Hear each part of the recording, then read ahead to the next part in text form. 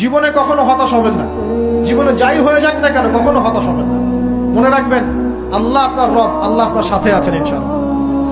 এই সমাজ আপনাকে যেভাবে শেখায়, কিভাবে শেখায়, এই যে স্কুল, কলেজ, ইউনিভার্সিটি, চাকরি, বিয়ে, সন্তান প্রতিপালন, আর তারপর ইন্না লিল্লাহি ওয়া ইন্না ইলাইহি রাজিউন, এই তো শেখায় নাকি?